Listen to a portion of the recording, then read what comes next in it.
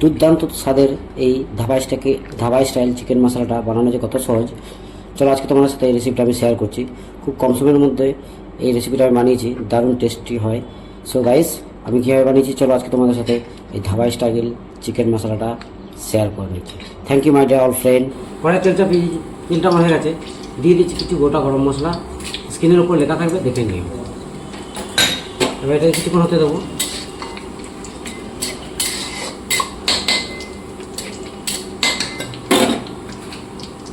Add করে দিচ্ছি পেঁয়াজ কুচি।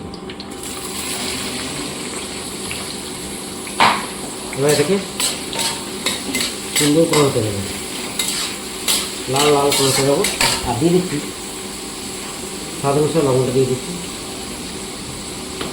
এবার এটাকে খুব সুন্দর করে লাল লাল করে ভেজে নেব। অ্যাড করে দিচ্ছি ধুয়ে রাখা চিকেনটা। এবার এটাকে হতে দেবো, কষিয়ে নেবো ভালো করে।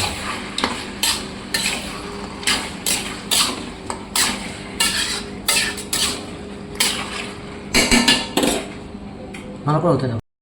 50% মোটামুটি চিকেনটা হয়ে এসছে আমার। এরপর আমি অ্যাড করে দিচ্ছি এর মধ্যে আদা রসুন কাঁচা লঙ্কা, গোটা জিরে, গোটা ধনে বাটা। আবার এটাকে একটু কষতে থাকবো।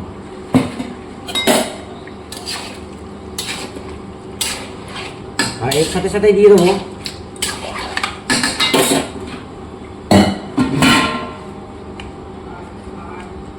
হলুদ গুঁড়ো 1 চামচের মতো, আর কাশ্মীরি লঙ্কা গুঁড়ো কালারের জন্য। বাস আর কিছু দেবো না। এবার এটাকে হতে দেবো।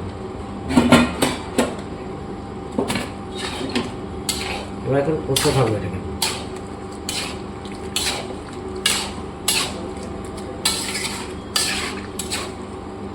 দেখে দেখে এটাকে কষতে থাকবো।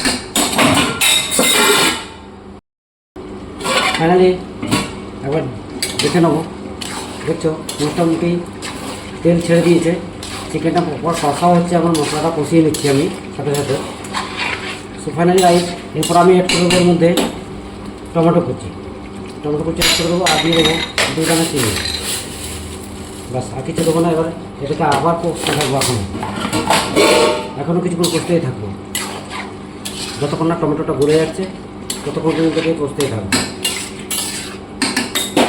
আবার ঢেকে দেবো, কষতে থাকবো। ফাইনালি ঢাকনা সরিয়ে দেখে নিচ্ছি। দেখছো আমার প্রপার রেডি হয়ে যাচ্ছে, চিকেনটা টমেটোগুলো গলে গেছে। এরপর আমি অল্প একটু টক দই দেবো এর মধ্যে।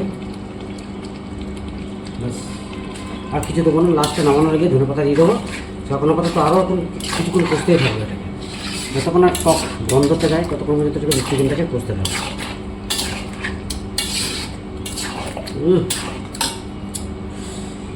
ঘাটতে ঘাটতে ছিটকে এসেছিলো, জিভে ঠেকলো, বাম্পার মজা লাগছিল। করতে থাকবে এটা। সো ফাইনালি ঢাকনাটা সরিয়ে দিকে দিচ্ছি। এটা চিকেন আমার প্রপার রেডি হয়ে গেছে বন্ধুরা। আর কিচ্ছু দেবো না। এবার সেই নামানোর গিয়ে দিয়ে দেবো ধনে পাতা কুচি, অল্প একটু গরম মশলা দিয়ে দেবো। বাস আর কিচ্ছু দেবো না। এবার এটাকে ঢেকে দেবো। তো ফাইনালি গাইস, রেস্টুরেন্ট অনুযায়ী মশলা চিকেন মশলা আমার রেডি হয়ে গেছে। এবার এটাকে সার্ভ করে দেবো। নামানোর আগে অবশ্যই লবণটা একটু চেক করে নামিয়ে নেবো। ও মাই গড, ফ্যান্টাস্টিক হয়েছে আমার চিকেন ধাবা স্টাইল চিকেন মশলা।